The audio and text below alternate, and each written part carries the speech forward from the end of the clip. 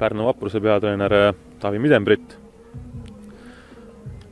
Taavi, täna 0-2 kaotus, kuigi saite suure osa mängust mängida ühemeelises ülekaalus.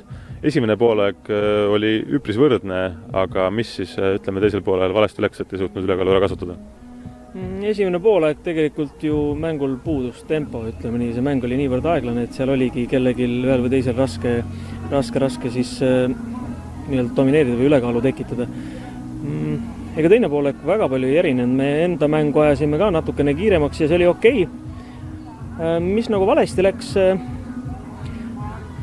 kui ma ütlen ausalt, siis ega poisid ju halvasti ei mänginud. Me mängisime okeilt, see esimese värava puhul tuli väga lihtne eksimus sisse, et ei ole me selliseid, ütleme, Kõrre ei ole sellist eksimust nagu pikemat aega teinud, et eks ta ikka tuleb, ta on veel noor mängija, ta on päris palju koormust saanud. Ja ega vastase kohta ju võib ainult seda öelda, et vastane ju mängis klassiga üle, et seda klassi ja seda kogemust ja sellist just, see mäng käis neil siin rohkem, et meie pidime rohkem hinge ja jalgadega praegu veel töötama, et siia on vaja veel natuke kogemust juurde saada. Ja teise värava puhul natukene kripeldab muidugi see, et meil oli üks mängija ka väljakult ära, millegi pärast ei tahtnud kohtunikud teda sisse lasta. Aga olenemata sellest olukorrast, et sa pead ka suutma see pool minutit vastu pidada. Et eks see on päris hea õppetund, mida saada, aga me ei saa nagu kurvalt ära minna, sest me tahtsime muidugi võita. See oli 100% kindel, et see oli võimalus mängida ikkagi veel esikoha peale. Nüüd seda võimalust pigem enam ei ole. Ja tuleb tagant tulijatega tegelema hakata, et jalgpall on selline ja Leegion täna oli parem.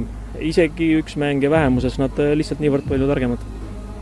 Nagu sa ütlesid ka, esimesel poolel tempot väga ei olnud. Samas palli valdasite päris korralikult. Kas see oli siis teadlik valik tempot ka ise alla suruda? Ei. Me soovisime, et meie mängijad tegutseks kiiremini. Mida nad teisel poolel tegid, aga esimene poolek ju terve 45 minutit me raiskasime ära seal. Ja me ei suutnud seda ajada ja teiselt, jah. Ega Leegion ei kärisenud selles mõttes, et nad suutsid oma 9-meheliselt väga hästi mängida. Oli tall ja nad suudavad ka palli hoida, et siin ei olnud nende jaoks ei olnud otseselt probleemi.